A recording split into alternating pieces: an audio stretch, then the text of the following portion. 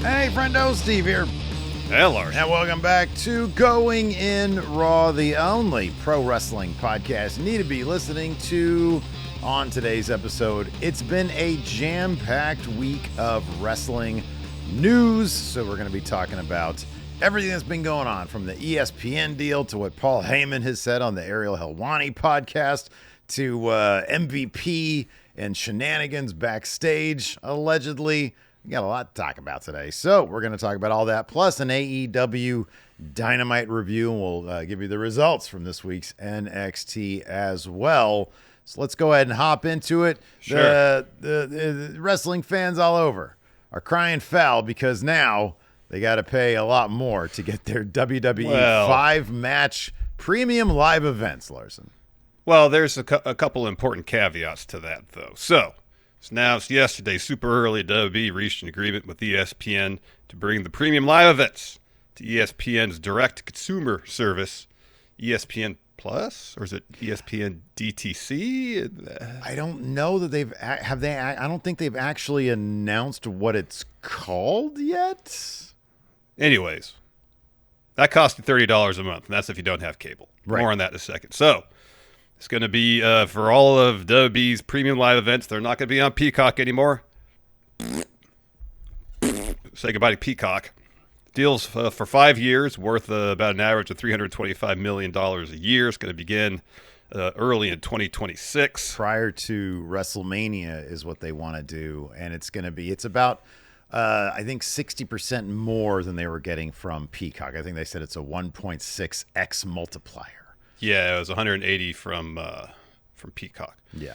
So regarding the $30 a month, so my understanding is if you already have an ESPN subscription through your cable service, you will get ESPN's DTC service included in your cable subscription, so you don't have to pay an additional $30 a month. However, you don't have cable, then you would have Okay, to pay but there's $30. also a caveat to that, because WrestleNomics, and I believe this is confirmed by ESPN, if you have Charter, DirecTV, Fubo TV, Hulu Live TV, or Verizon Fios, then that applies. However, if you're like Steve and you have YouTube TV, or other people who have Xfinity, which is huge, Dish, Sling, Altus, Cogeco, Frontier, and Cable One, sorry, you're going to have to subscribe to the new thing.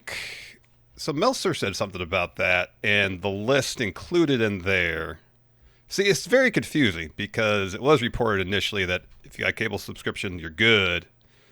But then that was updated. So if you have the initial information, apparently there is some hope that if you have Xfinity, YouTube TV, and other major providers, you will get it. You'll be fine. Where is that coming from? This is from Meltzer. This is from the person who originally reported at CNBC, Alex Sherman. At first said cable subs will automatically get the ESPN direct-to-consumer product through authentication with your subscription. And then there was a Brandon Thurston thing. And then I guess Sherman, through his newsletter, verifying Thurston, giving some hope. So anyway, this is what Meltzer had to say. So I'm told discussions with all of these paid TV providers are ongoing, and Disney hopes to have most of them done by the end of the year. So the idea is right now, I'm assuming the idea is the ones that are already locked in are the ones that I mentioned, and the ones that they're hoping they'll come to an agreement with. Although right now that's not confirmed that they have come to an agreement with, but they are working on those agreements. So Seemingly. By the time WrestleMania next year comes around, if you are like me and have YouTube TV, or anybody else who has Comcast, Dish, Sling, and the other ones, then hopefully by that time you'll have an agreement. The others may have that agreement at this time. So they have about 8 months to come to an agreement with those other providers. So this is what Alex Sherman has to say. Currently says ESPN's direct-to-consumer product will not initially be available for Xfinity, YouTube TV, Dish TV, Sling TV, or Cox cable subscribers. I'm told discussions with all these paid TV providers are ongoing, and Disney hopes to have most of them done by the end of the year. Okay, well, so not confirmed, but hopefully, the hope is, I'd imagine, from obviously Disney's perspective, that would be the case by the end of the year. So it's looking like, though unconfirmed, there's a chance that if you have the cable subscription, you won't have to pay an extra $30. There's also a chance that you might have to. And if you are like a lot of people and have cut the cord, you'll be having to pay an extra $30 a month for 5 matches a month on these premium live events. Yeah, so I was reading a Reddit thread, people reacting to this news. And apparently there were some people that were getting like a special deal with Peacock. They were only paying like $2 a month. Mm-hmm. You know, so they're paying, what, $24 a year? Yeah. Now they have to pay more than that per month if they want to get these WWE premium live events. Another part of this article that we don't think we mentioned yet is that some pay-per-views, premium live events, are going to air on ESPN, the cable network. Mm-hmm. Yeah, right, yeah. So unknown which ones those will be. Probably not WrestleMania, at least not live. Yeah, I don't know. I mean, I don't know if they'd go with like the big ones or the B levels. Yeah. You know? I don't know. Like, I don't know either. If they want to get people to ESPN, then like you'd think that they put the big ones on ESPN and the big, but I don't know. You know. But I think they want to get people on the streaming service, so then they'd have the B level ones as like, hey, look what you could be getting for $30 a month. Yeah, with that little jiggle that you did there. And thinking people will probably pay the premium to watch the Rumble, Mania, SummerSlam. But if you're like a lot of people, like, you know, I give a shit about one sport. It's basketball. I literally got YouTube TV because the playoffs were so good this year. Like the first round, I was like, man, I don't really want to miss out on any games. Plus, I can write it off because now I don't have to worry about.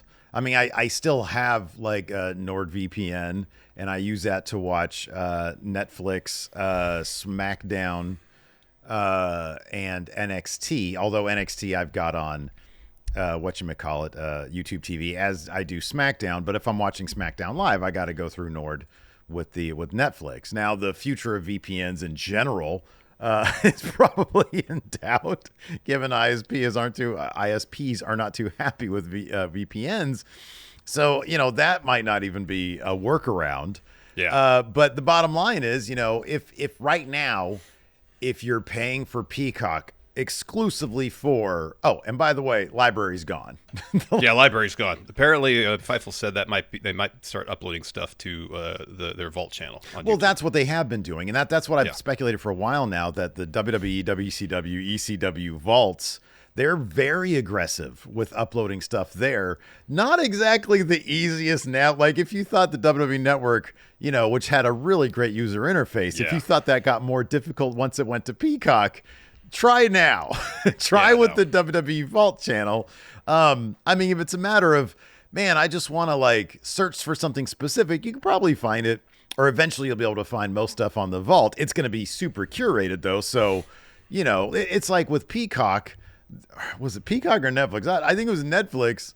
Like when Raw went to Netflix, there's like a whole section between 2002, I want to say, till 2019 that just doesn't exist when it comes to Raw, or there's very few episodes.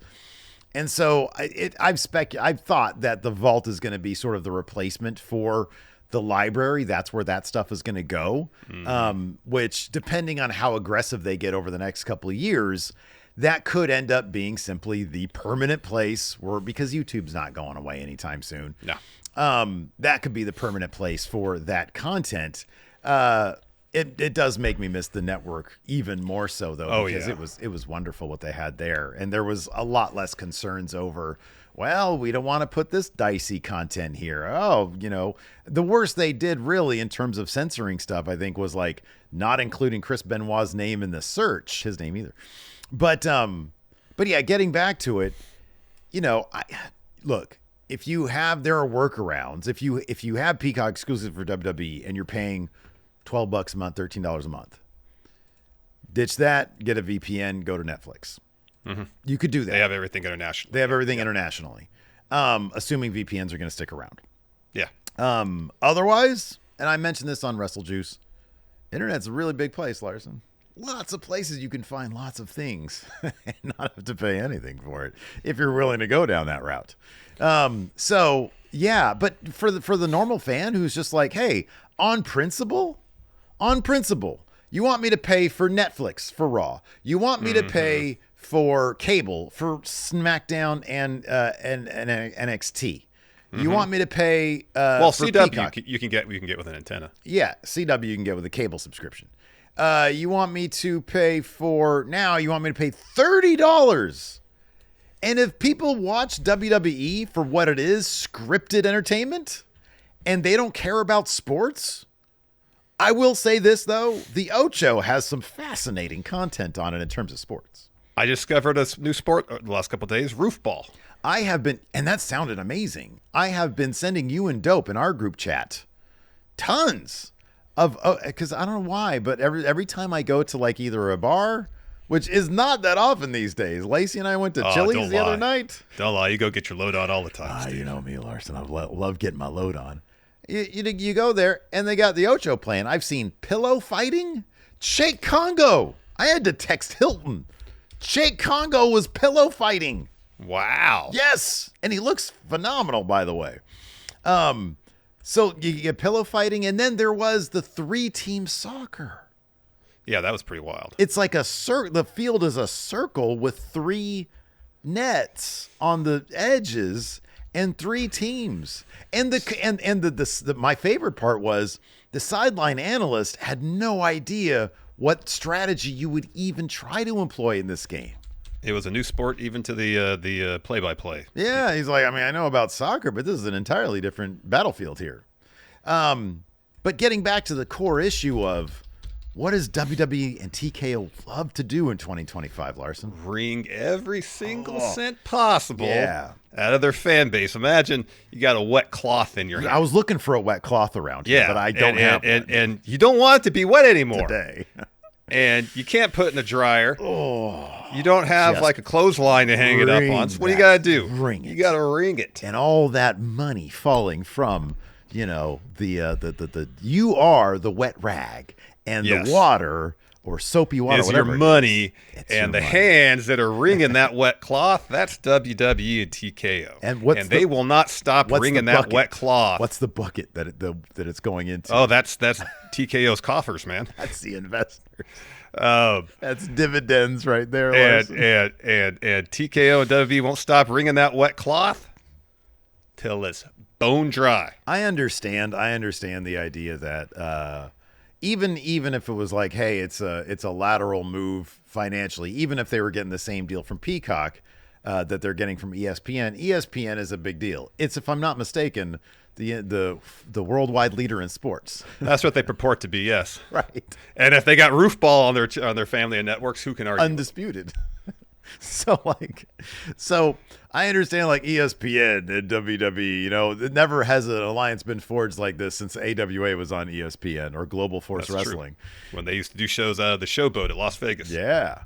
But that being said, yeah, man, it's so funny seeing like, cause I know I'm the guy who's more on Twitter than you are. The people, there are bizarrely, this blows my mind, dude. Because, people, I think, with good reason, are like, the fuck? I cut the cord. I got Peacock. Now I got to pay $30 instead of $13. I get it. There is kind of a breaking point there. It's like $19.99. Okay. Maybe. It's less than $20. That seems reasonable, Right. You push it to like $20.50. There's something about that $20 threshold that you feel like, oh, wow, $19.99? Bargain. $20.01? Oh, I'm getting ripped off. That's a ripoff in this day and age. And so, yeah, dude, I mean, look, if I go through Taco Bell, man, our tradition after soccer practice, Bam is like, let's go to Taco Bell. I'm all right, cool. We'll go to Taco Bell. I don't get shit these days. But she likes her 2 bean and cheese burritos. And I got 2 of those. And then she also likes, they got these little Cinnabon balls that they have. It's like crack. It's so good. And I can't even touch them anymore. But I get 4 of those for her. It's like $13. Yeah, that's a lot. Bean and cheese burritos used to be like $1. Yeah. Things are so expensive these days, and I understand the outrage because $30 is $30. That's a lot to some people, and $360 for the year. Yeah, right. And so it's like, I think somebody did the calculations on it. It's like $600 a year now to watch WWE content. Yeah. Yeah. So, yeah, I don't know. I feel people. I think that in the end, it'll probably be like every other deal WWE makes where people are like, oh, fuck, I don't want to pay that. It's funny because back when they did the network for $9.99, they really undervalued their product. And so now it's probably more along the lines of what that amount of product versus like what the fan base is really into. Yeah. It probably makes a little bit more sense when you factor in that pay-per-views 20 years ago where it was $10. I'm sorry, $50. Yeah. And then they switched it over 11 years ago to $10. And now it's sort of eking its way back up, I guess. Yeah. But, the point of like, man, you're doing these premium live events. You're giving us 5 matches. Sometimes these matches are like 6-7 minutes long, and on top of that, we're getting, and I'm assuming it's going to be the same with ESPN, a shit ton of ads. Yeah. And everything's branded. The flip side of that, AEW, $50 for their monthly pay-per-view. But you get 10 hours of wrestling for $50. You get 10 hours of wrestling. And then on top of that, they don't spread out all their programming over 5 different streaming services. Yeah. I get it, dude. I get No, I it. totally do. I totally do. And I guess, we had some concerns. I don't know how really concerned we were, but if WWE were to ink a deal with ESPN, that they'd adopt potentially a situation similar to what UFC has with ESPN. Hey, I guess just be lucky we're not there, huh? Exactly. Where you have to pay, $5 a month for ESPN Plus just for an opportunity to get the UFC pay-per-view. You get just to get a chance. You get put into the lottery system to see if you're essentially allowed to buy UFC. That's not how it goes, but yeah. Yeah. But then it's $70, I think, for UFC pay-per-view. Yeah, you get to pay in order to pay for a pay-per-view. Yeah, you get to pay for the chance to pay more for a pay-per-view. Yeah. Substantially more. So, not to say that $30 a month for this ESPN DTC deal is great. It's not compared to Peacock, definitely compared to the WWE Network. It's not worst case scenario, I suppose. I mean, because if they'd adopted a deal similar to UFC had, like the fire and brimstone that'd be raining down on WWE would be something else. At least, I don't know how long UFC shows are. I think you get a decent amount of matches. It depends how quick the matches are. Well, no, because even if the matches are quick, there's a bunch of dark matches that they film that they'll tack on there. But the main card could be like an hour if all the matches are quick, and so you get all the prelim matches. Yeah, but run afterwards. But here's the counter that you could actually watch beforehand, like somewhere else. I think you can watch the prelims elsewhere.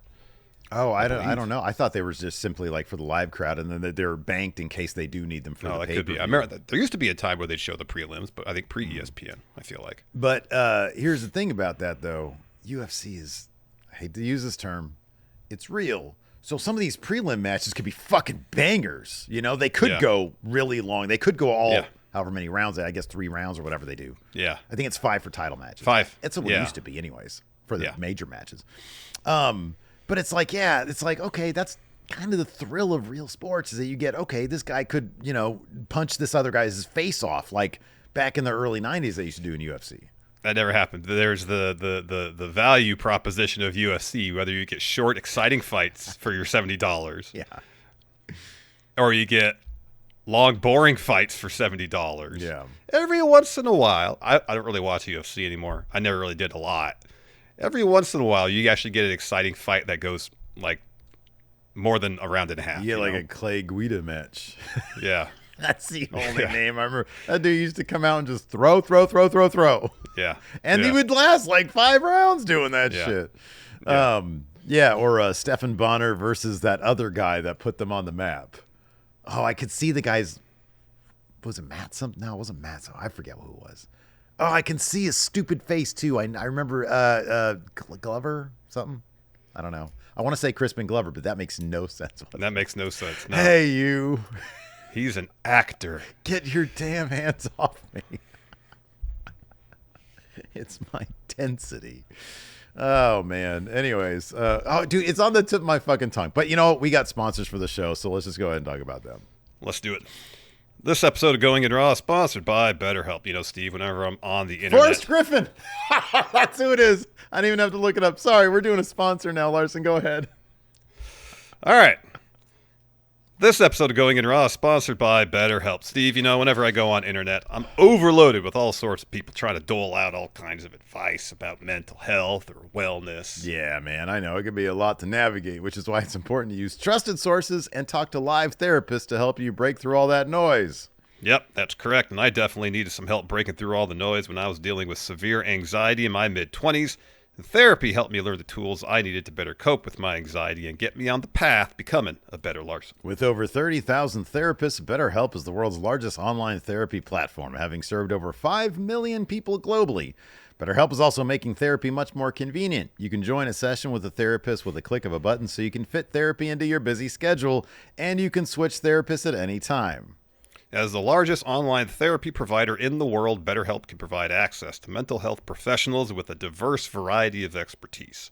So talk it out with BetterHelp. Our listeners get 10% off their first month at BetterHelp.com/raw. That's BetterHelp, HELP.com/raw. And this episode is sponsored by Tempo. Summer, it might be winding down, but I know our schedules are still super busy. Plus, back to school season is on the horizon, all of which makes it really difficult to plan nutritious meals for ourselves and our families. Well, instead of settling for fast food, Larson, try Tempo. Tempo serves up fast, feel-good, single-serving meals, which takes all the guesswork out of eating well, and are crafted to cook in just 3 minutes so you can eat well without sacrificing taste or convenience. Tempo also offers new recipes each week, like braised red wine beef, bistro-style garlic Dijon chicken that are made with real nutrient-rich ingredients, so it's easy to keep up with your healthy lifestyle. Steve, you know I like to get my protein in every day, yeah? Mm-hmm. Yeah, and Tempo offers a range of meals for different dietary preferences, including fiber-rich, carb-conscious, and oh yeah, protein-packed options. And for a limited time, Tempo is offering our listeners 60% off your first box. Go to tempomeals.com/raw. That's tempomeals.com/raw for 60% off your first box. Tempomeals.com/raw. Rules and restrictions may apply. And this episode is sponsored by Hims. You know, Steve. Yeah, okay, dude. I know what you're going to say. I'm going to cut you off. What am I going to say? I know what you're going to do, man. You're going to make some wisecrack about me wearing hats to cover up my thinning hair, which doesn't exist. I have a wonderful head of hair, actually. Why would I do that? Because you've been doing it the entire time. Nah, you know what? I thought about it. You're right. We need to move past all that. You know? Yeah. But if I can, you know, we do predictions a lot here. Mm-hmm. And I want to make a prediction of my own, if I could, please. Okay. So this is my prediction. Okay. With all possible confidence. Okay. Steve will lose more of his hair unless he gets himself some Hims. Gosh darn you, Larson. Grr. Ha, gotcha. Anyways, Hims offers convenient access to a range of doctor-trusted, clinically proven prescription hair loss treatment options with ingredients that work in as little as 3 to 6 months. And you have to go out of your way to do it, because Hims brings expert care right to you with 100% online access to personalized treatments. Steve! Yeah. You can literally get trusted treatments right from that couch right there behind you. That one back there. That one back there. So, for simple online access to personalized and affordable care for hair loss, ED, weight loss, and more, visit hims.com/goinginraw. That's hims.com/goinginraw for your free online visit. hims.com/goinginraw. Individual results may vary based on studies of topical and oral minoxidil and finasteride. Prescriptions required. See website for full details, restrictions, and important safety information. And this episode is sponsored by Brooklyn Bedding. Steve, you know, the older I get, the more I value a good night's sleep. I took sleep for granted when I was younger. The irony is that with each passing year, I seem to get less sleep and my sleep is worse. I also don't know if it's part of getting old, which I am, or if the mattress I have and I just aren't suited for each other. Could be a little bit of both, man. So I was recently looking to get my stepkid Devin a new mattress. Found out about Brooklyn Bedding. Now, what's cool about Brooklyn Bedding's beds is that they know that sleep is not a one-size-fits-all type deal. That's why they offer mattresses for everybody and for every sleep style. And if you're not sure about what mattress is right for you, just take their sleep quiz, and in 2 minutes, you'll find your ideal mattress. So far, Devin's been sleeping like a dream on his Brooklyn Bedding Aurora Lux cooling mattress, but if he ever changes his mind, Brooklyn Bedding has a 120-day comfort trial, and they'll help return or exchange the mattress with no hassle.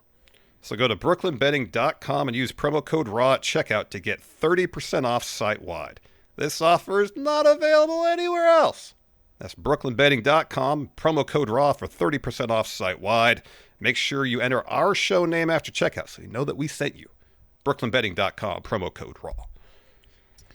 All right, man. So let's talk about the Hurt Syndicate. More like Heat Syndicate. I read that. You wrote that in the notes here, so don't look at me like that. you must have found it funny. Anyway, so Fightful Select wrote up a pretty extensive report about Heat, the Hurt Syndicate seemingly have backstage in AEW. This is confirming a report from J-Cup 2013 of the Wrestling Binder. J-Cup 2013 said this? It must be true. About apparently MVP maybe rubbing some people the wrong way backstage, thus Heat. Also, apparently MVP does not like Speedball Mike Bailey. And then apparently there's been a number of pitches, creative pitches, I guess seemingly for a Hurt Syndicate to lose those tag titles, some of which shot down, including a pitch for FTR to maybe defeat Hurt Syndicate for those tag titles. And apparently MVP is of the opinion that he wants an up-and-coming tag team to defeat Lashley and Shelton at some point for the tag titles. The teams mentioned here in this report: Gates of Agony, Outrunners, Private Party. Apparently there was also some discussion about Hurt Syndicate losing to Swerve and Ospreay. Originally this Twitter user said all this stuff, I guess, in a space on Twitter, and then Sean Ross Sapp from Fightful had what he had learned of this. He also said that there were hints that MJF and the Hurt Syndicate were supposed to last longer as a group, but we're told there isn't any heat between MJF and Hurt Syndicate. No issues there. Seemingly there isn't much issue between MVP and Speedball either, because they posted a silly video yesterday or at some point during Dynamite or sometime during the evening where the Hurt Syndicate walk up and they see Speedball, and MVP walks up to him and says, "Fuck you, Speedball." Speedball says, "Fuck you, MVP." And then MVP looks at Lashley and Shelton, and they both look uncomfortable. They look down and say, "Fuck you, Speedball." It was all pretty damn funny. That is pretty funny. And honestly, it's we'll take this in two separate things. Yeah. Number one, clearly somebody has some sort of agenda backstage against MVP, because they took what is probably one of the more lovable people they've got, Speedball Mike Bailey. Yeah. And we've had some limited interaction with him via Twitch raids and stuff like that. Yeah. Seems like a lovely fella. But you never know what's going on behind the scenes. Maybe he shows up and he starts kicking people. I don't know. Maybe he's just doling out Ultimo weapons left and right in catering. Who knows? Who knows? Maybe he's a massive prick with a huge ego. I don't know. Probably not. Probably a decent guy. And this idea that MVP's just walking around saying, "Oh, fuck you, Speedball." I love that they made fun of this, because it illustrates a couple things. Number one, if there was any beef between them, it's kind of none of our business. Like, who cares? They were able. The important thing is they were able to work together, because they had an extended program with Jet Speed and Hurt Syndicate. Yeah, right. And it came off pretty well. It was pretty entertaining. Yeah, I thought the promos needed a bit more structure, but otherwise I thought it was decent stuff. So somebody's got some sort of agenda that they're putting this shit out there, and that's not new in pro wrestling, but sometimes you got to call it out the way it is, instead of letting people get on this whole, this is all sorts of drama backstage now at AEW, and these guys aren't getting along.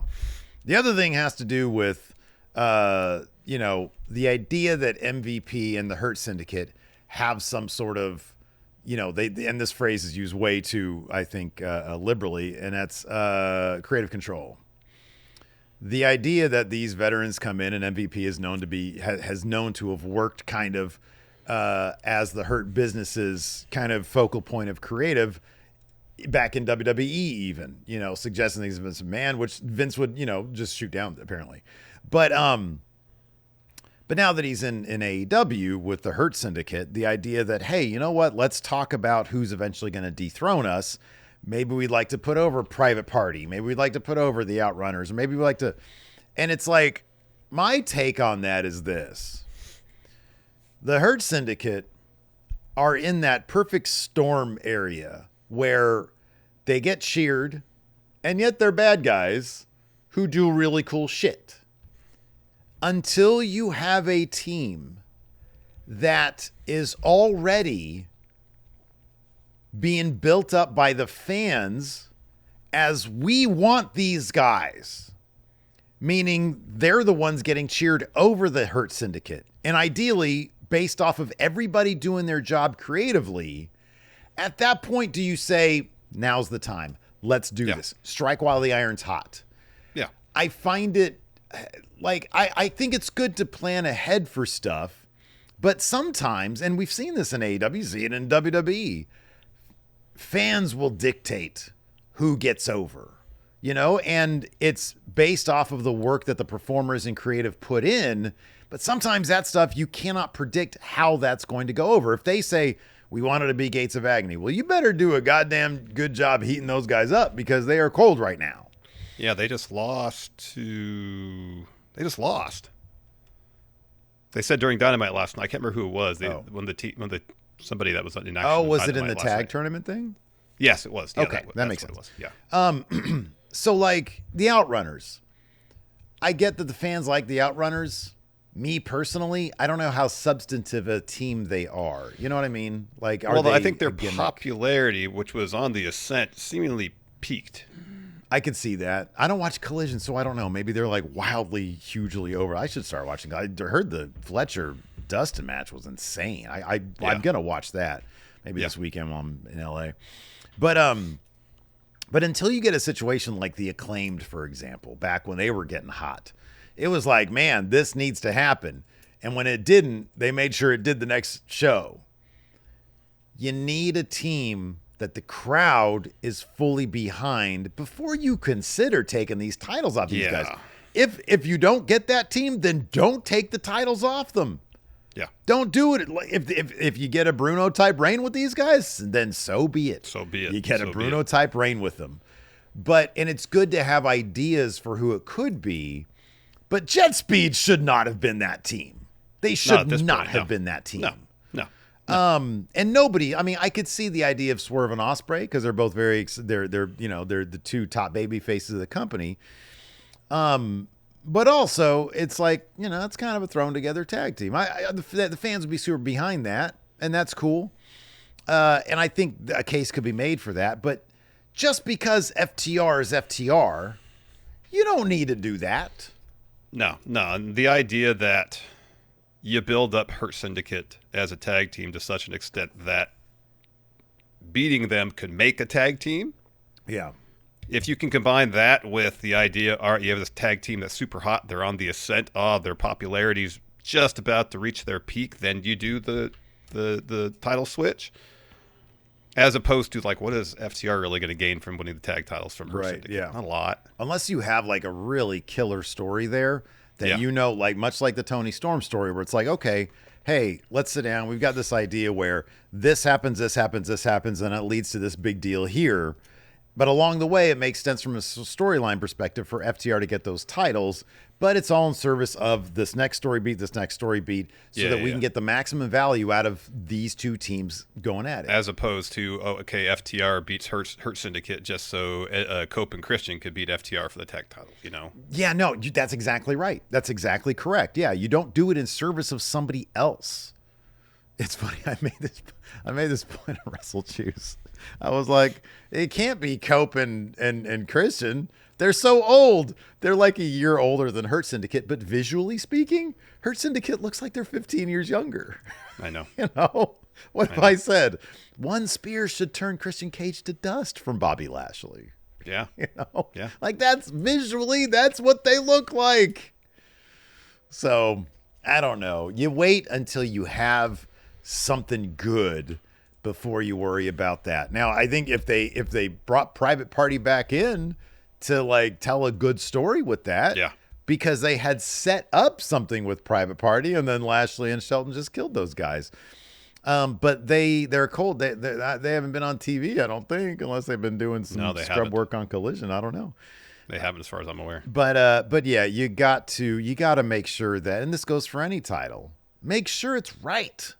Make sure it's right. Don't determine in advance. I mean, set up some teams like, hey, if you heat these guys up, if this team makes sense and the story makes sense, then do it. But don't worry about getting those titles off Hurting. They're wildly popular. They should have the tag titles for a long time. And as you said, the longer they have them, the more dominant they are, the more it helps the team that beats them. Yep. So parallel to Hurt Syndicate having a dominant reign, you got to build somebody up. Mm-hmm. Yeah. Oh, 1,000%. Absolutely. You got to do that. 1,000%. You got to do that. All right. It's time for what do you want to talk about? What do you want to talk about? Let's do this one first from the Farting Monkeys. Says Paul Heyman telling fans that don't like Brock Lesnar's return to get over it, while also comparing the criticism levied against him to that of I'll name some more names here. Jesus, Muhammad, FDR, not FTR, FDR, Bill Clinton, Donald Trump. He was all over the map on this one. It was like an hour and a half long interview with Ariel Helwani. Yeah. I don't think I watched any clip of this and thought to myself, yeah, Paul Heyman, he's a straight shooter. Like, there's always interesting little tidbits of history. Like, for example, when he was talking about coming to grips or coming to terms with the idea of Unreal. And he talked about, when he grew up, it was like ingrained in the DNA. You can get your ass kicked if you start telling pro wrestling's deepest secrets. Yeah. And now they're just spilling it out there for everybody to see. And so I thought that from a historical context was pretty interesting. But when Ariel Helwani said, hey, what do you say to the critics of, and it is kind of interesting. I want to get your thoughts on this. It's interesting because he was saying what we care about are the fans there in attendance, and they went crazy for Brock Lesnar, and that's who we're catering to. Everybody has critics. Nobody's gotten to success without having skeletons in their closet. And nobody has had a 100% approval rating. Clinton, Trump, FDR. And I'm thinking to myself, and I know you know a little bit about history. How many times was FDR elected to office, Larson? 4 times. 4 times. I don't know if they did I don't know if Rasmussen was a thing back in the 30s and 40s, but don't recall. He probably had pretty high approval ratings. I would think so. How many states did Ronald Reagan carry in 84, Larson? I don't have enough fingers to count them all, but it's 49. 49. Mondale won his home state, Minnesota. That was it. Right. That's it. And I don't know. I'm sure Rasmussen probably was a thing back then. I don't know what approval rating he had, but 49 out of 50 states, he probably had a pretty goddamn good approval rate. Bush Jr. after 9/11 had like an 85% approval rating because everybody rallied back then. So there are some people with some pretty good approval ratings. I'm not sure if Brock Lesnar's approval ratings, especially if everybody read allegations in that lawsuit about what he received from allegedly a sex trafficking victim. I don't know if he would have the same approval rating. So comparing those is silly, to say the least, to say the absolute least. But we all know that. What is kind of interesting to me, and I'm kind of curious if this is a thread that we're going to continue to see. When WWE 2K Games launches a new game every year, they bring out, not us, but they bring out a lot of quote unquote influencers, content creators. It used to be us. Now it's much more relevant people to take a look, to capture footage, essentially, ostensibly, to promote their product. Hey, we think this is good. Go ahead and put it out there. WWE did something similar over the last year or so with their press conferences. They bring out content creators. Now, apparently this time they brought out content creators, or they had content creators. I'm sorry. They allowed content creators in, but they had to do it on their own dime. with the idea that there'd be a press conference. And then according to, I believe, Alex, Queen of the Ring, they were told, I think on Saturday, I want to say, that there wasn't going to be, like during the show, there was not going to be a presser. And instead, Triple H goes and does the post show, turns to the crowd, says, I don't need a bunch of questions from, and I forget the term he used, but it basically like, journalists, content creators, whatever. This right here is our audience. These are the people that I want approval from. And I wonder if that's like a hard pivot into, we're not going to rely on that certain group to carry the word of WWE anymore. We don't care. They don't want to face any measure of accountability for anything they do. They don't want to face any criticism. No. And they're like, why should we give these people any shine whatsoever? Or an opportunity to ask the hard-hitting questions. Yeah, which even the hard-hitting questions with those press conferences are usually as soft as they get. It was clear as day that they cancel these press conferences directly because the words Brock Lesnar and sex trafficking lawsuit would be something that you would hear in a single sentence. That's obvious as day. Oh yeah. And so I'm just, it's interesting to me, but not terribly surprising that they're going to try to force and shape their own narrative they went so overboard on their socials with, look at what the fans think of Brock Lesnar. And they had like 5 different posts, and it's all just like fans going, wow, this is great. Greatest I've ever seen. So I don't know. I just thought it was interesting.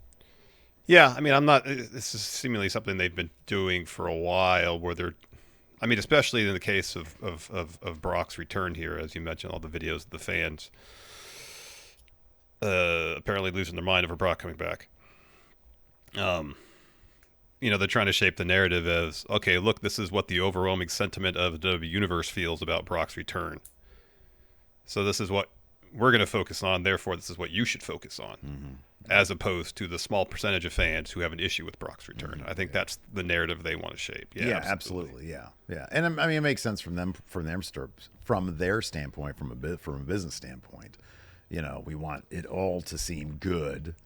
And then if, discovery happens in this lawsuit and more comes out, well, we'll just act like it didn't happen. Be like Shane McMahon at WrestleMania that year. That still boggles my mind that how quickly they were able to act like Shane McMahon did not appear at that WrestleMania. Yeah. That was in real time. Yeah, 39? Yeah. That was crazy. That's still. Honestly, it's kind of impressive when you think about it. But yeah. So I don't know. Just kind of interesting to see in real time also how they are kind of reshaping and reformulating their narrative and how they want to go about it. But yeah, the Heyman thing, also Corner Wrestling Observer, and this sort of dives into the Heyman stuff. Cross and Scarlett have been offered new WWE deals. Mm-hmm. And Heyman spoke very glowingly of Cross on the Ariel Helwani show. Makes me think there's a good chance he's going to be sticking around. Yeah, I'd be surprised if he went anywhere. Yeah. I'd be pretty surprised if he went anywhere. The champ here says, Jack the Jobber leaving Cultaholic. Yeah, his dad passed recently. And my heart just goes out to the guy because that's a hard thing to go through. It is. So yeah, I don't know. I watched the, at least the intro to the Cultaholic podcast where he discussed it. And yeah, Jack has always been an incredibly lovely person to us, like personally. And he just comes across as like one of the most sincere people that we've ever come across in the wrestling media community. Yeah. Lovely guy. So nothing obviously, but best of wishes to Jack. Absolutely. Kind of in a similar field here. Mike Romo here says that Brian Zane stopping his current pay-per-view reviews due to the toxicity of it all. Take me with you, Brian Zane. Take me with you. This is sad to me. This is really sad. And number one, I think it's awesome. Similar to Deadlock, how, early on, I think they were like, yeah, we don't really want to do current stuff. We do fine doing old stuff. And of course, now they've got a terrific, thriving indie wrestling promotion with DPW. But Zayn, I watched, where he sort of made this announcement. And to a degree, I get it. I totally get it, especially if it's one thing to, because you and I have kind of, we stepped away from Twitter, and I log back into our account just to keep an eye on conversations. And in fact, we're going to sort of turn that into content, starting pretty shortly, reacting to, silliness in the internet wrestling community on Twitter. Because it's the website is from where it was like 5 years ago. It's just virtually unusable. Yeah. But there are still conversations that happen there, and it's still kind of interesting to keep tabs on certain things. But, we sort of steer clear from that element of toxicity. Zayn is still active on Twitter. Yeah. And maybe between that and maybe what he sees in his own YouTube comments, I would understand why somebody would just want to step away from it all, because it's a lot of bullshit. It is. It's a lot like the tribalism, the toxicity. It's horrible. And you and I think have done, because we've been around for so long, and we've always been pretty open and honest with all of our feelings about, life in general, that our audience knows who we are. They appreciate what we are. And that's the majority of the engagement we get. There's always going to be, over this past week especially, you guys are woke. You guys are snowflakes. You guys are virtue signalers. And it's like, okay, well, I know now. I don't even give those people air anymore. Mm-hmm. I just sort of, delete user from being able to make comments in the future, because I don't like giving them air.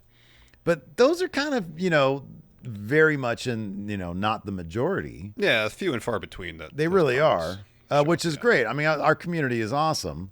Yeah.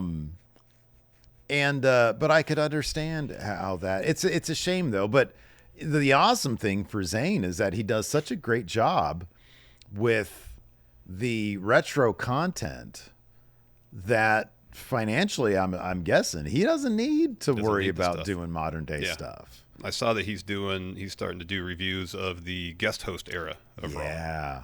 Ooh. Yeah. So, a lot to mine there. Yeah, there's a lot to mine there. So, hats off to Brian Zayn. Another just awesome person that we've, been lucky enough to work with in the community. Yep. He's an awesome dude, and good on him because you got to think this is it's a boon to his mental health as well. Think so. I mean, it's great. That's the one thing about this. Is something I always think about this. When I think George Harrison was talking about the great thing about the Beatles is there was 4 of them. They all had each other to experience all that. And he was talking about Elvis. He was like, Elvis just had himself. And he's like, it's probably why he went kind of crazy, is because he just had himself.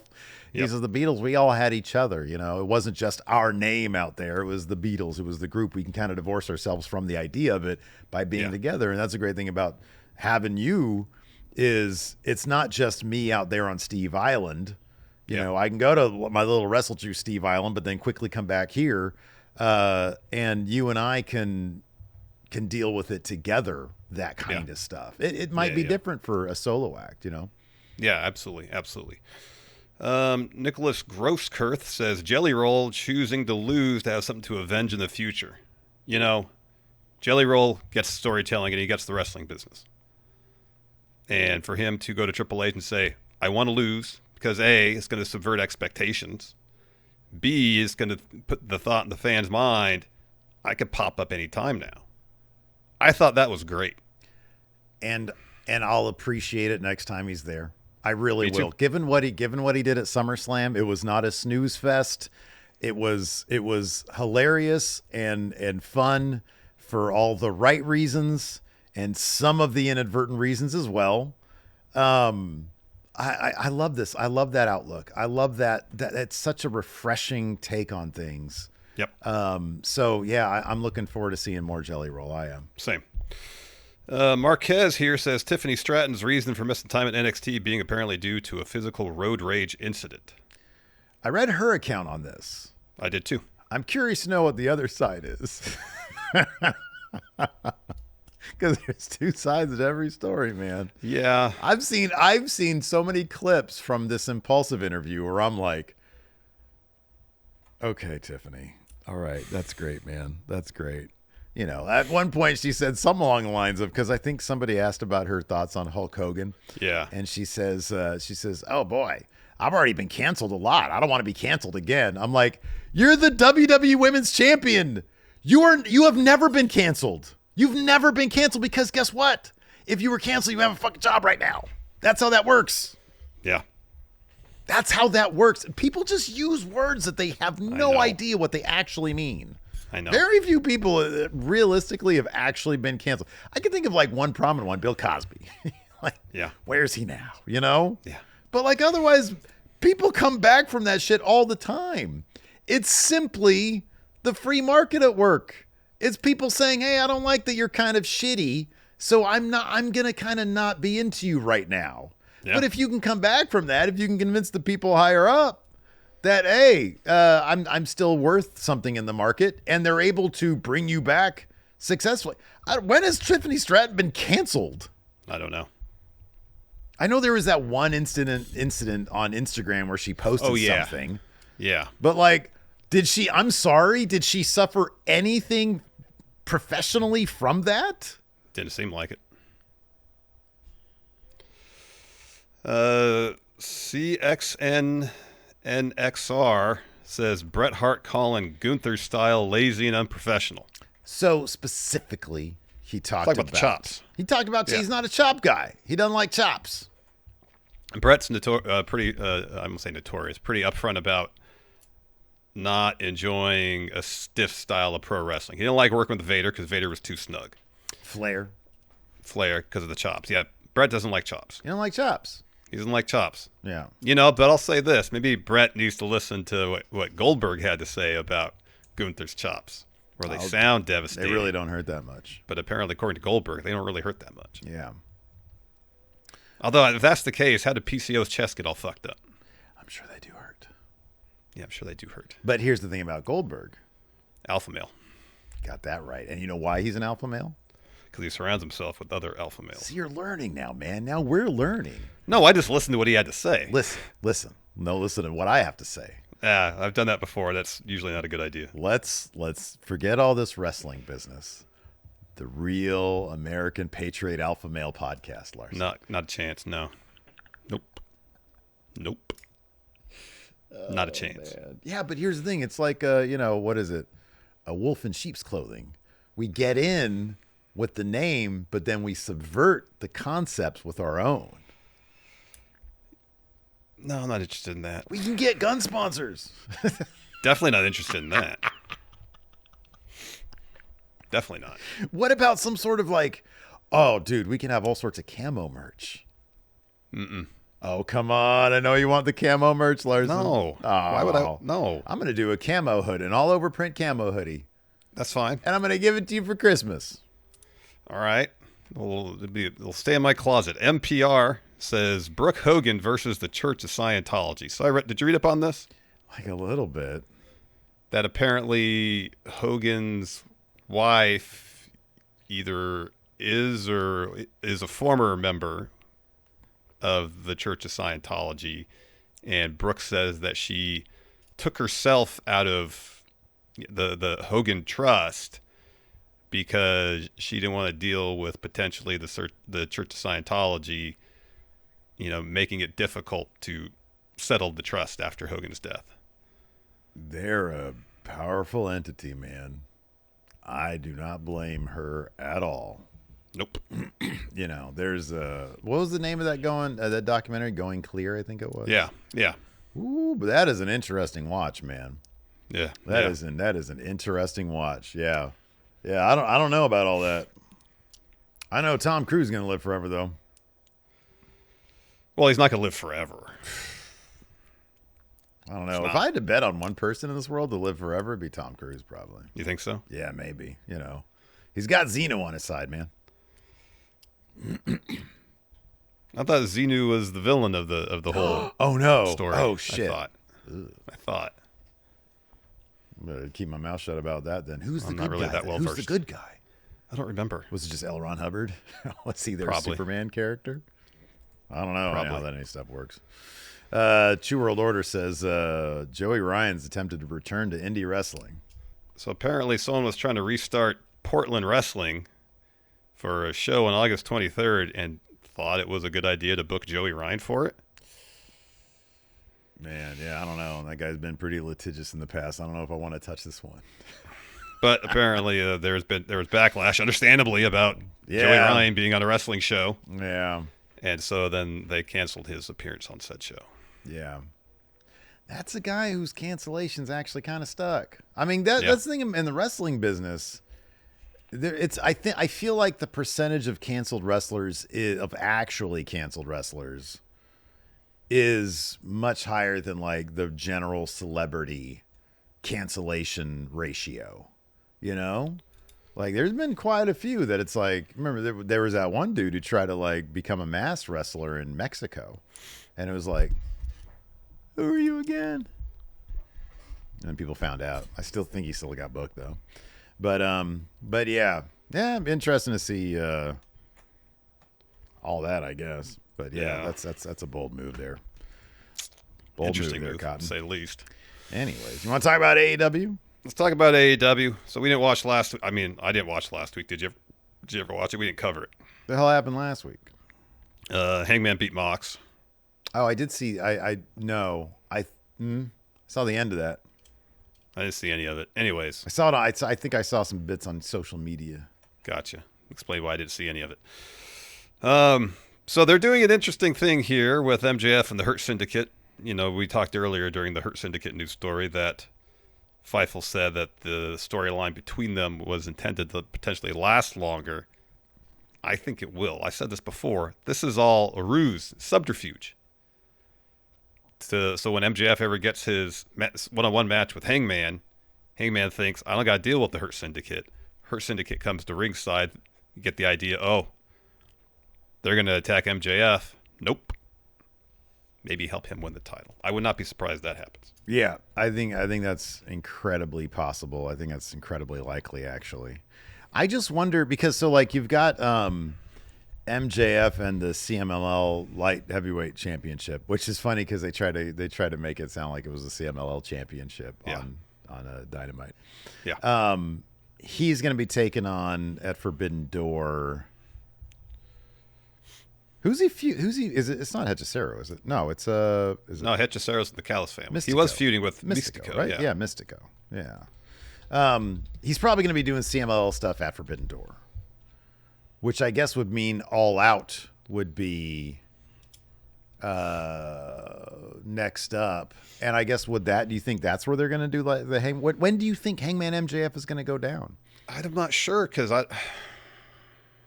if it's a situation where MJF is trying to kind of trick Hangman into giving him a singles match without MJF having to use the contract, and also have Hangman let his guard down in regards to the Hurt Syndicate, though, that would seem. Plus, MJF has that contract in his back pocket if he loses the match. That would all seem to indicate that MJF is probably going to win, one way or the other. Yeah. And do you want to do this so soon after Hangman won the title? That's sort of my point. That's sort of what I'm getting at. It's like they're going to need to splinter them off a little bit, which I think is a great idea. Like maybe even wait till Revolution. I don't think Hangman needs a really long title reign, Attitude Era up this shit a little bit. Mox had that thing for 280 some odd days.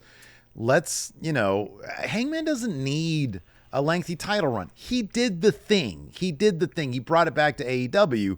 Now pass it around AEW people. Yeah. And that would be MJF for the next one. So, yeah, I don't know. But, yeah, I don't think it needs to be any further past, February, March, whenever they do Revolution. Mm-hmm. And I feel like the story would benefit by keeping them on parallel paths, always mixing it up, knowing that confrontation is going to take place. It's inevitable, yeah. But in the meantime, you've got Forbidden Door, you got All Out, you got Wrestle Dream, you got Full Gear, and you got World's End. Yeah. I mean, that's 5 shows. You can be building to that. And then you do Revolution, which is, I think, the next one after that. Usually February. Yeah. And then you can do it there because that's usually a pretty big show for them. Yeah. I mean, at a certain extent, Full Gear makes some sense. That's where Page won his first title, and I think that's where MJF won his first championship too. Was at Full Gear, wasn't it? Yeah, and then he dropped it at World's End, I think, the next World's year. End, Like the following. That makes sense. Because he had he's the longest. He had it for more than a year, yeah. Yeah. So Full Gear to the following World's End. Yeah. Where Joe won it. I think that's what it was. Yeah, I think so too. Let me double check that. But when was the MJF Jay White match? Was that at the following Full Gear? That was Full Gear 2023 after he won the title. Okay. So hey, look at my memory. So yeah, it was Full Gear 2022, where it was MJF versus Mox for the title, and MJF won. Yeah. So yeah, Full Gear. It's got the historical aspect to it. You think that'd be a good enough reign for Hangman? So that'd be what? That would be 5 months. I don't think June it to needs November. to be longer than that. No, because I think there is something to be said about not having every world champion have a reign that's 200 plus days. Hangman should be the type. He operates so much off of emotion. Like he's 95% emotion and 5% strategy, Yeah. And so, he shouldn't see the Hurt Syndicate being with MJF. He shouldn't see that coming. And on top of that, he should be susceptible to, Mox's whole thing was strategy. It was, I'm going to surround myself with a wall of people. And I'm going to, I'm going to request the Fatal 4-Way so that they're going to take each other out. But Hangman's the opposite of that. That's sort of the point of him. Mm-hmm. And so he doesn't need a long title reign because that type of character should be susceptible to having that title, to losing to a more strategic play like MJF and the Hurt Syndicate and this contract. Yeah, and then plus you got, the main event scene in AEW is pretty loaded. Page, Swerve, Ospreay, Okada, MJF. Once, I think there is a kernel of truth to what MVP said last night about if MJF does win that title and then Lashley's knocking on that door, Because I can't see Lashley being a tag champ forever. At a certain point, you don't bring in Bobby Lashley to be a tag champion. You bring him in to be a main eventer. Yeah. And at a certain point, he's got to be elevated to that position. You got Cope out there still. Still Mox as well. I mean, that's just 9 names right there, I mentioned. I'm sure I'm forgetting people, too. Kenny. Yeah. At a certain point, Kyle Fletcher's going to be elevated to that level, too. Yeah. Might be a little while, but... Yeah, they definitely have some good names there for some headlining acts here. Yep. We had MJF and Mark Briscoe seemingly blow off their feud in a grudge match. With an odd finish, kind of. What's his face? Briscoe barely beats a 10 count, walks right into a heat seeker. And then MJF covers, ref's out of position, so he doesn't see Mark Briscoe get his foot on the rope. So, I mean, the door's open for another match. Yeah. I don't know if you really need that. We know you know where this is going. Briscoe's great. I still maintain Briscoe is AEW Sheamus. Never going to reach that height again, but puts on those crazy good matches. Yeah. And they keep him winning enough so that when he loses to, he's just a really, really, really solid depth guy. Yeah. So, you could leave the door open. I wonder if that was more kind of to protect Briscoe going forward as opposed to get him into another thing with MJF, It's entirely possible. Or it could just be a situation where, say MJF gets his match as soon as All Out. Mm-hmm. And he thinks he's got this plan all worked out. He's got his match with Hangman. Hangman doesn't think the Hurt Syndicate's aligned with MJF anymore. It seems like it's all according to plan, only for Mark Briscoe come to cost MJF the title. Just a little motivator to keep going after MJF. It could be as simple as that, too. Yeah, that's a possibility. It started off with MJF doing a promo Talks about Paige not giving him a title shot. He's like, because of that, Mark Briscoe's going to pay. He's going to send him back to hell, Dumpster, Delaware, so you can go back to being a chicken farmer and a loser. And tonight, your luck is going to run out. They had a video package of MJF winning the CMLL world title. There is a cover. He said CMLL world title. It's light heavyweight world title. Yeah. And then we had a Hurt Syndicate where Renee asked him about the new team, Brodito. And MVP's like, look, they're magnificent. And we give FTR our best wishes. Whoever we face at Forbidden Door will be happy to hurt them. So MJF walks in. Lashley and Shelton look at him, leave. MJF says, look, MVP, you've known me since I was 18. You don't need Lashley and Shelton. All we need is each other to win the title. And MVP's like, you don't get it. We hurt people. But ever since you, it's all been my. Your ego is more than anybody can stand. And he's like, it is what it is. He says, I give you a thumbs up, but as my I give you a thumbs down, but as my last act of kindness, we'll leave you in one piece so you can pursue the title. And MJF says, no, it's just business. MVP says, you know what? I hope you failed to get the title, because if you get it, Lashley's going to come after you, and it'll be very personal. Let me ask you this. Sure. Is it possible there's a little bit of what you're saying and a little bit of sincerity with MVP? Hurt Syndicate will help MJF to get Lashley closer to the title. Entirely possible. Yeah. That could be. So we get a Mark Briscoe interview. He says the time for talking is behind us. Do my talking with these. Puts his fist up. Says, an MJF, you're going to pay for your sins. So Alicia is asking Mark, if you win, you might be in line for a title shot. Hangman walks in. He says, Mark, I've known you for 13 years. I've always looked up and admired the Briscoes, but the man that you are now, I admire even more. I hope you win. I hope you're the next one to challenge for the world title. Good luck. They shake hands. So we get that match. Mark Briscoe versus MJF. Tons of fun. We explain what happened at the finish. Afterwards, MJF is just pummeling Mark with some ground and pound, puts on the Dynamite Diamond Ring, punches him with it, so Mark's busted open. Hangman runs out. He rushes towards the ring.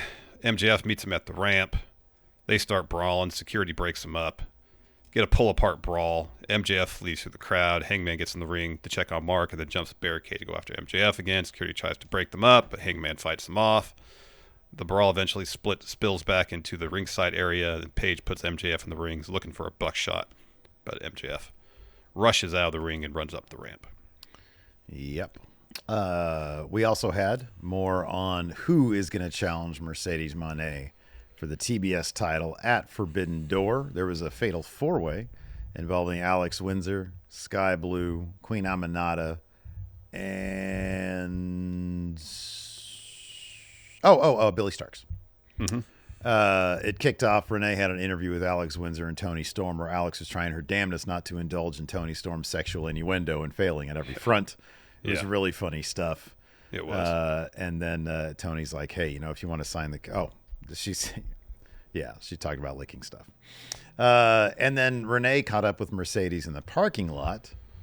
Mercedes called her a mark and walked away. We had a really fun four-way. Got kind of messy at points.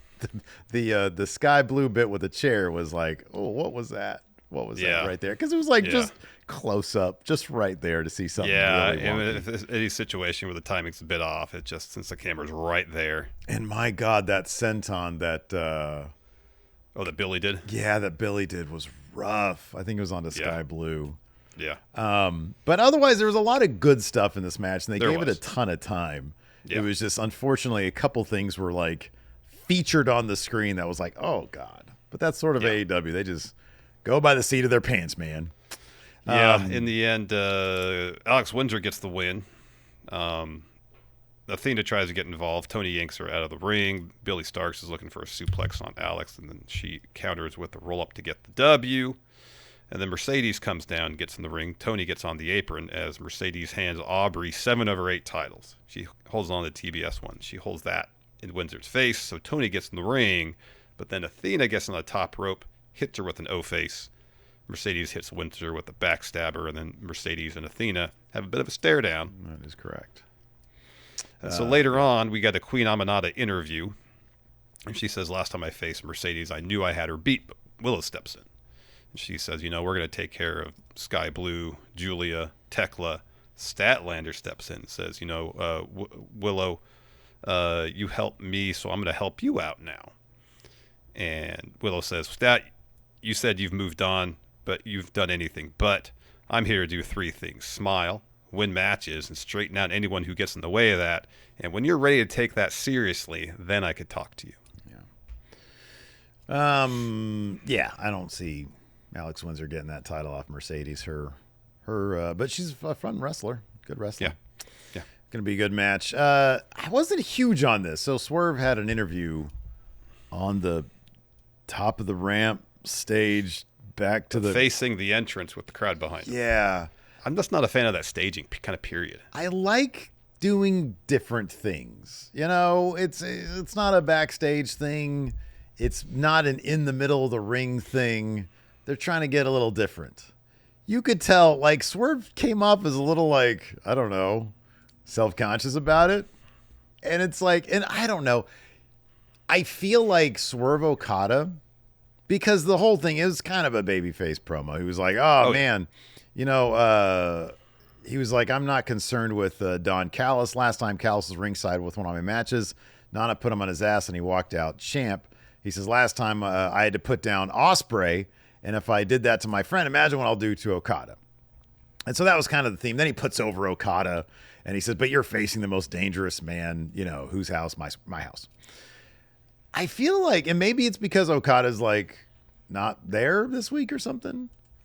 But if anything sort of needed more dangerous Swerve in the feud, it's this. And I'm not talking about words. Swerve has always been so great at staging segments with action between him and even the chaos of the Callis family. This would be, where we get just more action, because the words just don't really do a lot for me unless there's a real solid point behind it.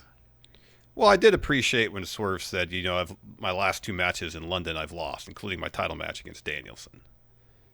And so he more or less says, I need to continue my legacy. I need to avenge those losses. And I'm going to stand over his defeated body with unified titles. That was, in my mind, kind of the hook they tried to provide to this, that, Swerve's 0-2 in London. He needs a dub. Yeah. Well, of course, he's not going to want to lose. No, of course not. But I want more action, No, I don't Swerve's disagree. really good at the action stuff. Yeah, he is. You just want him flying out of nowhere to hit a Swerve stomp on the entire Callis. I love that shit. He's so, Great. the Young Bucks thing he did, that was so much fun, and that's the chaotic Swerve is really not standing there with a microphone Swerve, Yeah. So the first match of the night sees Mox take on Speedball Mike Bailey. I kind of, along with what you mentioned, the backstage thing that MVP and Speedball did, kind of wonder if this was a response in a way to all the rumors about, MVP and Speedball not getting along. I know Speedball's had a little bit of interaction with Death Riders in the past, but giving him such a featured match to kick off the show, and it was long. It was fun too. And there seems like there's several opportunities where Speedball could have won the match. There's this great bit of TV direction too during one sequence of the match when Speedball's up on the apron and Mox is on the floor, and the camera kind of goes up, and so Mox sort of goes out of frame a little bit, and off camera he slides into frame. And the camera goes over, and all of a sudden he's teleported behind Speedball as Speedball turns around and he gives him a poke of the eye. Yeah. It was a great little, it was like, oh, fuck, I didn't know Mox was there. It was cool. Yeah. That was good. It was a really fun match, though. That Ultima Weapon spot on the barricade was oh, my cool God. Too. Dude, that Ultima Weapon is legit. That guy just... Yeah. So in the end, though, Mox gets the win with a Death Rider. Kevin Knight's down there ringside. And then eventually, so Darby emerges from the crowd earlier in the match and snatches Wheeler Yuta, drags him away. So later on, the camera follows Mox and Shafir to the parking lot, and they find a body bag there. Darby drives off in the SUV, so Marina opens the body bag. Yuta's inside, and taped to his head is a little sign that just says Forbidden Door. So Gauntlet thrown. Darby wants Mox at Forbidden Door. Yeah, I like that. He put him in a body bag, and then Wheeler was like, I couldn't breathe in there. So Kyle Fletcher got a TNT championship. He's also got himself a portrait with Don Callis now. Hey, who do you, going back, who do you think is going to win that Forbidden Door match with Darby and Mox? Darby kind of has to win that, right? You think his first match back, he wins, huh? Yeah, you think so? Against Mox. Yeah. Probably right. Yeah, I think you kind of have to. So we get the Callis family coming to the ring. Callis really puts over Kyle. Talks about how the Callis family, now that Okada's kind of joined, they have all sorts of championships. Kyle says Dustin deserved what he got for stealing this moment. He says, who knows when we'll see Adam Cole again, and that's all thanks to me. He says, I've achieved my destiny to be TNT champion. Any man that steps in my way will suffer the same fate. And then Callis says, you will be the greatest TNT champ of all time, but when you're truly great, they memorialize you with art. So I got something for you. I painted it myself, and he unveils a portrait of Kyle Fletcher nude except for the TNT title around his front area. The deep V was really deep. Yeah, the deep V. And then, of course, Don Callis, super jacked. We've seen this before. Yeah. So Kyle says, this is beautiful. He says, I owe all my success to you, Don. He says, I'm going to be a fighting champion, so my first defense is going to be on Collision, but the result will be the same. I'm going to be TNT champ for a very, very, very, very, very long time. Yeah, Kyle Fletcher's great, man. He's hilarious. He's absolutely hilarious. He is great. We had a semifinal match in this tag team eliminator tournament. Young Bucks taking on Bro Dito. Before the match, Young Bucks have an interview backstage. And, she's talking about the match tonight, really talking about Bro Dito, putting them over. Yeah. And Nick says, why don't you show us some respect? And then Matt starts yelling at a production dude off camera. He walks up to him. Says, you haven't shown us the respect we deserve. We want our full entrance. We want the pyro, the Tron, the music, all that. And he says, in fact, here, I got a card. You hand this to Justin Roberts and tell him to read this word for word. So Bro Dito makes their entrance first, followed by the Young Bucks. They get their music. They get their Tron.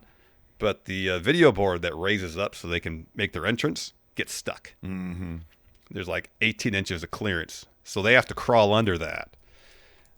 Justin reads the card verbatim, and it's less a script and more directions. Yeah. And he's including every punctuation in there. Yeah. And then their lower third says Max and Jeremy, which was, of course, their names in TNA. Generation Me. Yeah. Yep. So that was all pretty funny. And then they lost.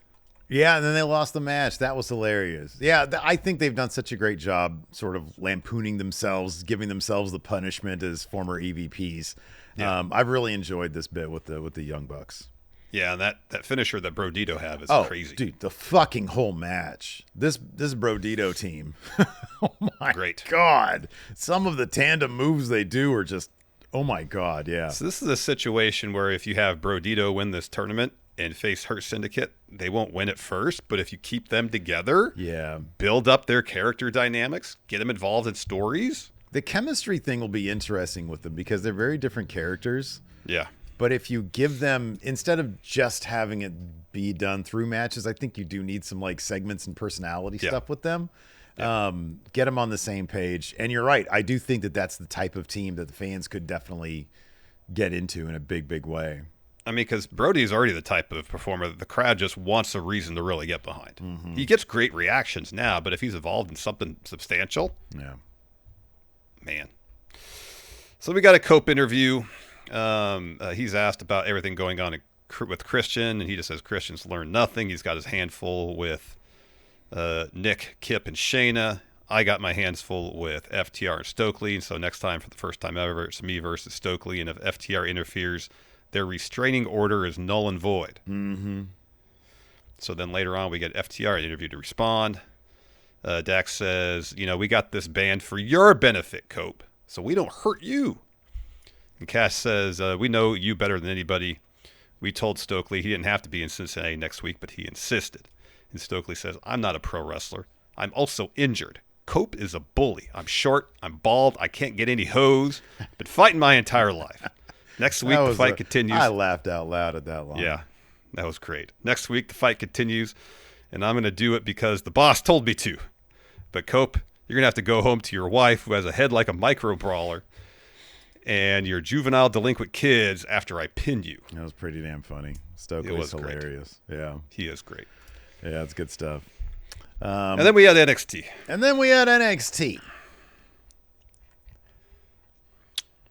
Let's run it down real quick if you want to. I mean, look, dude. I liked the title thing where Moose showed up with his old theme song.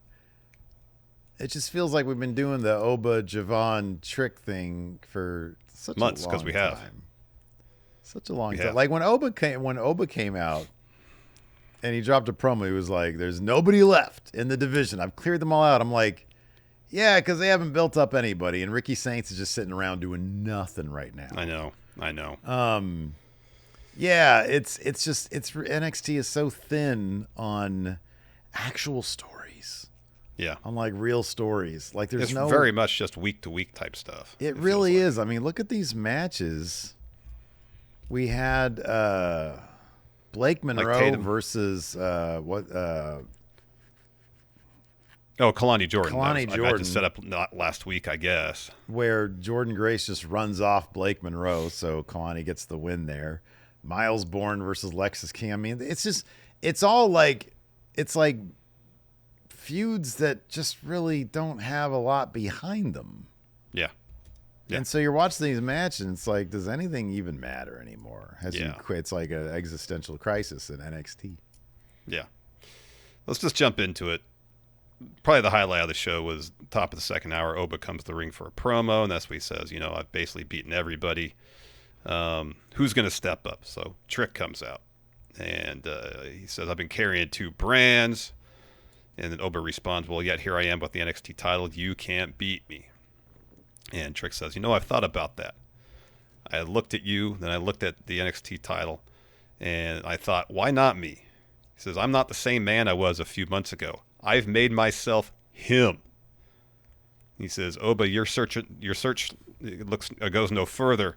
I am. He said it the same exact way Carmelo did too. Yeah, I thought that was a great touch. Man. I mean, the idea is really he's becoming, what Carmelo was, and I think that's great. It is. Yeah. So Javon interrupts. He calls Trick goofy, and he says, "You're out there trying to go after Oba when you're having a hard time defending that TNA title." Trick tells Javon to mind his own business. Oba's about to leave. Like, you two settled this, and Javon's like, "Let's have a match, Trick. You and I. Winner gets Oba." Oba's on board. Trick says, no, we're not doing that here. We're doing that in Philadelphia in 2 weeks. That brings out Moose. And he says, Trick, I'm going to snap you back to reality in 10 days when I beat you for that title. He says the one name going to be synonymous with TNA and whooping that Trick is going to be Moose. He says to Oba, I haven't forgotten about Roadblock, and then Dark State hits the ring. They had tried to attack everybody, but Moose, Oba, Trick, and Javon fend them all off. So later on, we got Moose, Javon, Oba, and Trick in Ava's office arguing. Ava's like, why are you here? And she says, all right, Philadelphia, Trick versus Javon, winner gets Oba. Next week, all 4 of you are tagging against Dark State. And then Hank and Tank bust in. We'll talk about that later. They want Dark State. Ava says, all right, Heat Wave, you defend the tag titles against 2 members of Dark State. All right, so Heat Wave is the one that they're using against what AEW show? Forbidden Door, I believe. Okay. All right. Oh, yeah, it says it right there on my little notes. I have all the pay-per-views written up there, so sometimes you keep looking up there. I was wondering if you had a calendar up there. Yeah, no, I actually printed out stuff so that I'm like, when we're That's like, good. oh yeah, when is this gonna happen? I'm like, hold on a second, and even I still look like an old ass man. You're going like, wait a second, what we got right here? What does this say? You need to put your reading glasses on. Tatum Paxley got a North American title shot against Sol Ruca. Before that, though, we get the culling backstage. And says, Izzy says to Tatum, if you win tonight, you won't have to worry about fitting in anymore because you're going to be in the history books. And Tatum says, I won't let you down. Well, we have that match in the main event. Really good match. But there's a bit of a distraction when Lash and Nia Jax, who've been brawling a good chunk of the night, come down the ringside area, continuing their brawl. So they lay out security. Lash pounces Nia through the barricade, and Tatum is distracted by all this. So Saul hits the Saul Snatcher to get the win. Saul is like the most ready for main roster in the women's division. I mean, they got a ton of people in the women's division that are ready for main roster. but somehow, some way, she has elevated herself, like in Absolutely. in terms of her presentation. It's not even like the promo, but she comes off so genuine when she talks. I know. But like her look and the way she carries herself, it's like, oh my God, get her out of there. And her in-ring work is dude, I know. week after week, just getting all the more impressive. Yeah. Oh, she's great, man. She is great. All right, we got to talk about Ethan Page now. Dude, don't be going through this beat for beat. I'm not going to. You know, I will say this about Page, though. Maybe somebody had mentioned this before, but maybe it was about somebody else. I don't remember. Page, like, his cadence is so Shane Douglas coded. It is. His promos are so franchise. The timbre of his voice is very similar, too. It is, yeah. It is. It totally is. So he comes out, drops a promo saying that he's the #1 greatest Canadian of all time. He's about to start singing the Canadian national anthem. He's interrupted by Tavion Heights. He says, I'm at NQCC. It's time for me to break out. And maybe I'm going to direct that energy towards you. And then Paige tells Tavion to learn how to walk before you learn how to run, before you dance with all ego. Chelsea Green comes out with a secret Hervis. She says, I came out here to support my fellow countrymen and sing our national anthem until you ruined it. Yeah, it's just like, oh, you're a shitty American.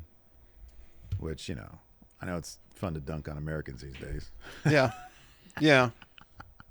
Yeah. But like, it's sort of like, it's like kind of beneath Chelsea anyways, Yeah. It's like just this entire thing. And so she's like, you're not going to do shit, Tavion. And this isn't really doing Tavion many favors either, but the reps are good for him to be out there and just talking by himself. I think that's great for him. So he ends up punching Paige. And that just sort of turns into a mess. We also had Blake Monroe versus Kalani Jordan. I mentioned that earlier. But Jordan Grace, who's been on a tear trying to get to Blake Monroe, shows up. And unlike CM Punk at SummerSlam, Blake Monroe beats feet out of there. Jordan Grace chases her into the Florida rain, and then Blake Monroe is able to get away. And so Kalani Jordan gets the count-out win here. And then later on, Jordan is in Ava's office. Ava says, it's going to be you versus Blake at Heat Wave after what Blake did to you last week, because Jordan still has the neck brace on, I guess. She's like, I feel like Blake deserves to get her ass kicked. So later on, Kalani's talking about her win with Lola Vice. JC Jane and Fallon Henley step in, tell Lola and Kalani to act like Blake and run away. Jasmine shows up with JC's belts, and then she's like, we've got you guys in a tag match next week. I got JC and Fallon in a tag match next week, and now we've got the opponents. And that was set up earlier because when Fatal Influence arrives at the Performance Center, they say last week didn't go as planned. Jada Parker still coming after JC in the title, as well as Masha and Ash by Elegance coming after that TNA title. And so Ash, his concierge, the personal concierge, walks in and tells JC that Ash is going to beat her this Thursday. You think they're just doing too much right now because of the TNA stuff? That could be. It's a lot to manage. It really is. So then we had Miles Bourne. He had a match against Lexus King. So before that, Miles walks up to Tavion backstage. They talk with each other, and Tavion just tells Miles, take care of business. He does. He beats Lexus King in a pretty good match, too. Yeah. One with a zigzag. I think they call it Born Again. Mm-hmm. So then later on, Ren and Charlie Dempsey are backstage. And Charlie's sad about losing to Tavion. And Ren says, what makes me happy? What? And she's already got the blue shirt on, the white pants. And she says, say his name, and he appears. And then Joe Hendry emerges from the refrigerator behind them. Yeah, this was great because this is what they used to do in TNA. I don't know if they still do it now because I don't watch it. But, they did a whole thing where week to week somebody would say his name, and then, the camera would pan over, and he'd come out of some, piece of furniture or something. Yeah. Yeah, it was pretty funny. So he says, I got something that'll cheer you up. So he hands Dempsey a blue shirt, white pants. And Dempsey says, I'm never going to wear these. He calls Joe Hendry a virus and challenges him to a match next week. Yeah. Thea Hale also has beef with Nia Jax. Don't really know why. They do a bit where she's at a coffee place, really low talking, because I think she's self-conscious of the fact that she's got they didn't get clearance probably to shoot there either. That's exactly why. But they have iPhones these days, so the quality of the footage looks pretty good. Yeah. Oh, man. So later on, she takes on Nia Jax. Nia wins with Annihilator. It's a fun match, though, because Thea's so small. and like trying to chop down the giant Nia Jax. Was pretty good stuff. So Kelly Kincaid gets in the ring to interview Nia. She's like, any ring I step foot in is mine. Lash isn't going to make a name off me. What's she ever done? And then Lash's music hits, and that's when they start brawling throughout the rest of the episode. Yeah. And then we have a little bit with Stax. He's warming up because he's got a match with Inamura. Ariana Grace walks up, checks on him. She's like, hey, what's up? And then the camera pans over to Lash and Nia. They're brawling. Later on, we have Saul and Zarya talking once again. Goes to Lash and Nia. I mean, I appreciate that, like, there's a lot going on in NXT. There is a lot. They jam a lot in the 2 hours. They do. For some reason, they got Ricky Saints doing a sit-down interview. And he's like, oh, ever since I've been here, I've had a target on my back. They need Ricky Saints to be a bad guy. When he goes to main roster, he needs to be a bad guy because that's where all of his personality is. I know. So then, as mentioned earlier, Stax has a match against Inamura. During the match, Ariana Grace comes ringside. She slaps Inamura. Ref tosses her from the ringside area, but while that's going on, Briggs lays out Inamura from behind, and then Stax just slides in the ring and covers him to get the win. Yup. And then Chase U had a match against Hank and Tank Honk Honk. So Kale and Uriah are talking backstage. Chase walks up, and Kale's like, and Uriah are like, we're freaking out. Do we even have a chance here? And Chase is like, it's going to be a tough match. And so they take that as, oh, the door's open. We do have a chance. Thanks, Mr. Chase. And he says, I got your back. So that match is next. It seemed like they had to redo the finish here. So Hank and Tank's looking for a honk honk on Kale. Uriah pushes him out of the way, eats it. So then Hank and Tank hit Kale with their finisher, and then Uriah breaks up the pin. Yeah. So then Hank and Tank hit Kale with the honk honk, follow with the finisher on him to get the win after they send Uriah out of the ring. Dark State then shows up, comes, lays everybody out, and later on, Dark State cuts a promo. They take credit. Cutler James trying to cut some, what's the phrase? I don't know. He's trying to be funny. Yeah, and everybody else, I don't know if they didn't expect that line because it acted like everybody else in the faction acting like they didn't know that line was coming because they all looked at him like, what the heck? Oh, that could be. I didn't know if that was, because I thought it was a good reaction. I'd love if that was off the cuff. That'd be great. Yeah. So they take credit for taking out Hank and Tank. Says, we want the tag titles. We're not done yet. And someone there, Cutler James, said something about, God, what did he say? We're going to be so up front your butt. We're going to stay there. You know, it was pretty funny. Yeah. No, I like that. You know, man, if what you're doing is kind of boring, try to do something different. Yeah, I guess Inadvertent sexual innuendo is hilarious, you know? So good job on Cutler James for trying to up his game. Yeah. All right, let's answer. You want to answer a few questions? Yeah. Marquez says, since WWE seems to really want celebrities involved in some way these days, what celebrity wrestler duo would you put together? LeBron James and The Undertaker.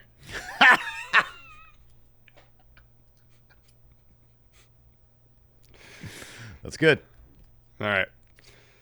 Colby Cole asks, what are your 3 favorite athletes of all time to watch outside of pro wrestling? Not necessarily the greatest, but who you found the most entertaining.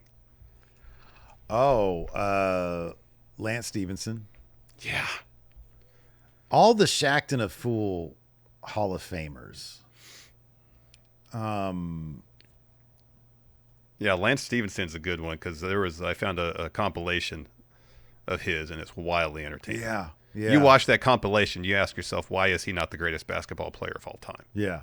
Some of the stuff he did on the court is crazy insane. Yeah, that's a good call.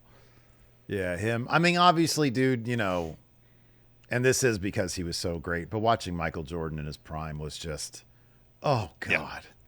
Yeah. He was like a video game. It was so great to watch. Ricky Henderson. Mm-hmm. Wildly entertaining personality on and off the field. It was great going to A's games growing up because he'd sit in left field.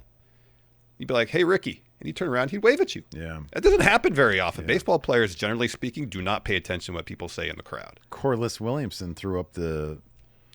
For life to us, yeah. Yeah. That was during a timeout, though. You know, more recently... Yeah, can't be doing that shit during the game. More recently, De'Aaron Fox. Like, I know he left and he's like, fuck you, Sacramento. And he just signed a huge deal. Yeah. But talk about watching a video game player. Like, watching him, like, get the ball and just, the speed is unbelievable. Similarly, prime Russell Westbrook. Oh, yeah. Yeah. And he just run down there and dunk on people. Mm-hmm. Nate Cruz asked what movie themes could make for the best entrance themes. Oh, that Requiem for a Dream thing. That's the one. That was used in trailers for, like, every trailer for 5 years. Yeah. No, that's the one right there. Jesse Helsey says, if sponsors started making a fuss about Brock, do you think that would be the thing that finally gets him ousted for good?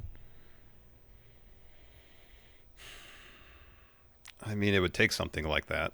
I think it would either be sponsors putting their foot down, their broadcast partners putting their foot down, or additional allegations coming to light specifically about him. Mm-hmm. Luis asked, do you think the Cena's fixed dates was just part of his heel persona? I totally like face Cena to say, screw all that, more dates. No, I think he's done. No, I think his schedule's pretty booked out. Yeah. Nikki Sturzu says, is Triple H ever going to do another press conference? I doubt it. I think he probably hated those things. Yeah. You know? Yeah. What's something that we did not like doing that once we were done with it? Same day Raws. Yeah. I was like, I'm never going back. Interviews when we don't have time to prepare. Jesus Christ. Greg Morris asks, who gives the best performance in Zodiac?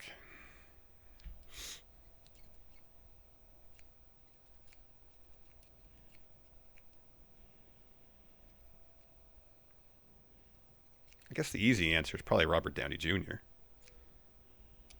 But yeah, everybody's let so me ask good. you something. Do you ever knock points off certain actors because they get carried a little bit by just their sheer charisma?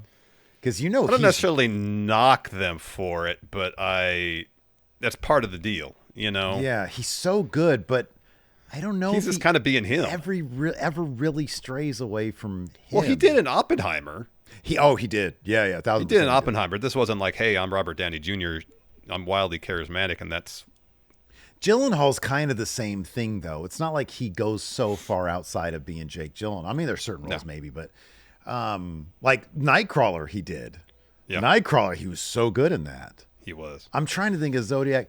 I don't know the name of the actor, but like their lead suspect, Arthur Lee Allen. Yeah, he was really good in that one scene. He's good in everything. I've seen him in so many things. Yeah. Yeah, he's really in the interrogation scene. That's an intense scene. Also, what's his name? Jimmy Simpson, I think his name is. Is that his name? He played one of the only surviving victims.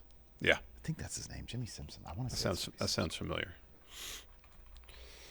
Yeah, Jimmy Simpson. Yeah, everybody's really good in that movie, though. Yeah, Chloe. What's her name? Chloe Sevigny. Yeah, she's really good in that movie. She's really. Everybody is, man. Everybody's really good. No, number one is Brian Cox. Yeah. My God, man, do you ever clean this car? Are these animal crackers? Jack Napier says, after emerging from a refrigerator, where should Joe Hendry unexpectedly emerge from next? A toilet. There you go. Nikki says, question for Steve. You said about Willow Nightingale that she was licensed to print money. Is that still the case when it comes to her current AEW run? No, you got to make good on the potential that's there. Yep.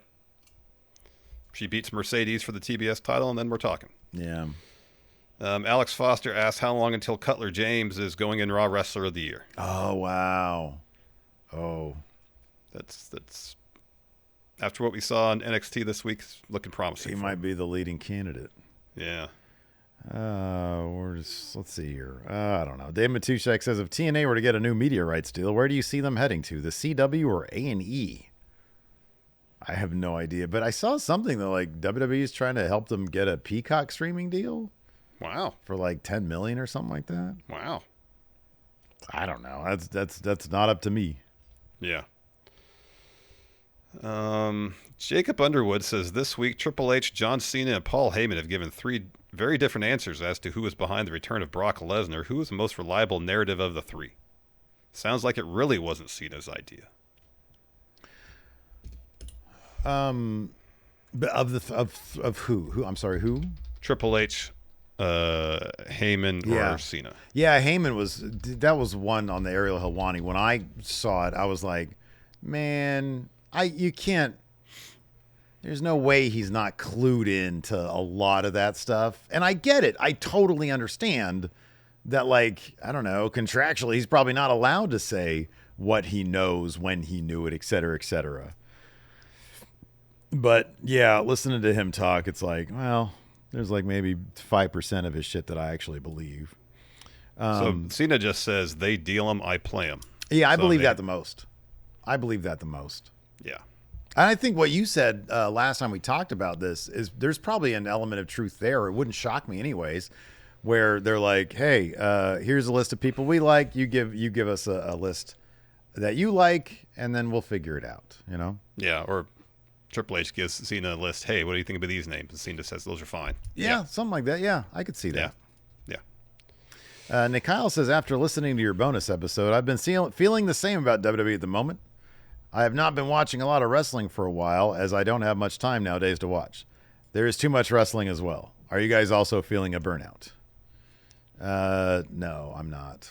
I will say this week was been pretty long because we had 2 days of SummerSlam. Mm-hmm. This week we've done a lot. I was counting the other day. In 4 days, I think we did 8 videos. Yeah. And I was feeling it watching Dynamite. Mm-hmm. I was starting to feel it because I had watched NXT and Dynamite more or less back to back after playing basketball, which I was already tired. So, let me ask you something. Ditch NXT.